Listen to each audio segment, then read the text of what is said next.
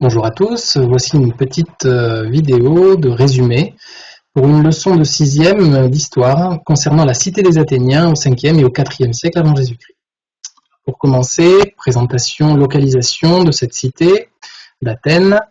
Nous la trouvons donc en Grèce, dans une région que l'on appelle l'Attique, et vous pouvez voir ici la délimitation par un trait rouge de cette cité, de son territoire. Une cité, elle est composée d'une ville principale, ici Athènes, puis de son port, le port du Pirée, et enfin des campagnes environnantes tout autour. La population d'Athènes au 5e siècle avant Jésus-Christ s'élevait à environ 300 000 habitants, mais seuls 40 000 personnes étaient des citoyens à l'intérieur de cette population. Donc les citoyens sont très minoritaires. Qu'est-ce qu'un citoyen? C'est celui qui a le droit de prendre part au gouvernement de la cité. Que faut-il pour être un citoyen? Il faut être un homme, né libre, c'est-à-dire qu'on ne peut pas être né esclave. Il faut avoir un père citoyen et une mère fille de citoyen, puisqu'elle ne peut pas elle-même être citoyenne. Enfin, pour être citoyen, il faut aussi avoir accompli son éphébie, c'est-à-dire son service militaire entre 18 et 20 ans, ce qui suppose donc que les enfants ne peuvent pas être ou ne sont pas encore des citoyens. Ici, une représentation sur un vase grec du 5e siècle avant Jésus-Christ d'un éphèbe en train de faire son service militaire. Les citoyens, donc, ont des droits et des devoirs. Concernant les droits, comme je l'ai déjà dit, ils peuvent prendre part au gouvernement de leur cité. Ils peuvent diriger la cité d'Athènes. Autre droit, ils ont un droit de propriété. Ils peuvent posséder des biens tels que des terres ou des maisons, ce que ne peuvent pas faire les métèques que vous voyez dans ce schéma, les métèques étant les étrangers. Concernant les devoirs du citoyen. Au plan religieux, tous les 4 ans avait lieu à Athènes une grande fête en l'honneur d'Athéna, la déesse d'Athènes, grande fête religieuse s'appelant les Grandes Panathénées. Durant ces Panathénées, la population athénienne entière, les citoyens notamment, défilait, faisait une procession qui partait du quartier du Céramique, ici à l'extérieur de la ville, suivait la voie sacrée qui traversait la place publique, l'agora, et se rendait en direction de l'acropole, c'est-à-dire la colline sacrée d'Athènes. Ici, un plan de l'acropole, et vous pouvez apercevoir que la procession continuait son chemin en direction d'un temple appelé le Parthénon, temple d'Athéna, jeune fille. Justement, sur ce Parthénon, en haut des murs, nous pouvons trouver une frise qui parcourt tout le tour du temple, une frise sculptée où l'on peut trouver la procession ainsi que la place des différentes personnes qui participaient à ce défilé durant cette fête religieuse. Mais les citoyens athéniens ont aussi des devoirs militaires. Il s'agit de défendre la cité. Les citoyens pouvaient le faire comme cavaliers, pour les citoyens les plus riches, comme hoplites, ou bien comme rameurs, pour les citoyens les plus pauvres. Alors intéressons-nous aux hoplites.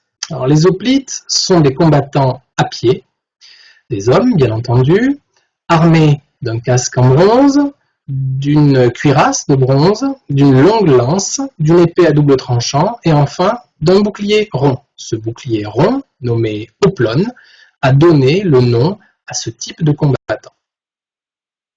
Les hoplites athéniens sont connus au 5e siècle avant Jésus-Christ, notamment pour une grande victoire. En 490 avant Jésus-Christ, ici, à une quarantaine de kilomètres d'Athènes, dans une plaine, la plaine de Marathon, les hoplites athéniens repoussent à la mer l'envahisseur perse, qui est ici obligé de reprendre la mer. Donc, 10 années plus tard, en 480 avant Jésus-Christ, dans la baie de Salamine, a lieu une autre bataille militaire toujours contre le même envahisseur, l'Empire perse, mais cette fois-ci ce ne sont plus les hoplites qui se battent contre les Perses, mais les rameurs.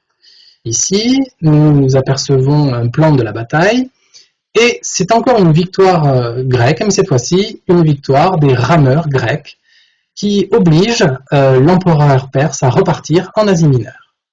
Ici, une trière, navire à 3 rangs de rameurs, sur laquelle se battaient les rameurs grecs. Suite à ces deux grandes batailles dont on vient de parler, Marathon en 490 avant Jésus-Christ et Salamine en 480 avant Jésus-Christ, les Athéniens vont se constituer un empire en Méditerranée, cet empire qui va s'étendre de 479 jusqu'en 404 avant Jésus-Christ. En effet, à partir de 431, Athènes est en guerre contre la cité de Sparte, et la défaite finale de 404 va sceller le sort de cet empire athénien. Découvrons désormais les institutions et la démocratie athénienne. Alors, 40 000 citoyens participent donc à la démocratie athénienne. Le lieu principal de la démocratie, c'est l'Ecclésia, ici. L'Ecclésia ou Assemblée des citoyens. Elle se réunissait 4 fois par mois sur une colline athénienne, la Pnyx. Voici la localisation des principaux lieux de la démocratie à Athènes, dont la Pnyx, la colline de l'Ecclésia. Que se passait-il à l'Ecclésia? On y débattait, on y votait les lois, on y votait la guerre ou la paix, on y votait l'ostracisme, nous verrons bientôt de quoi il s'agit, et enfin on y désignait soit par tirage au sort, soit par élection, les magistrats, les bouleutes et les éliastes. Rentrons dans le détail.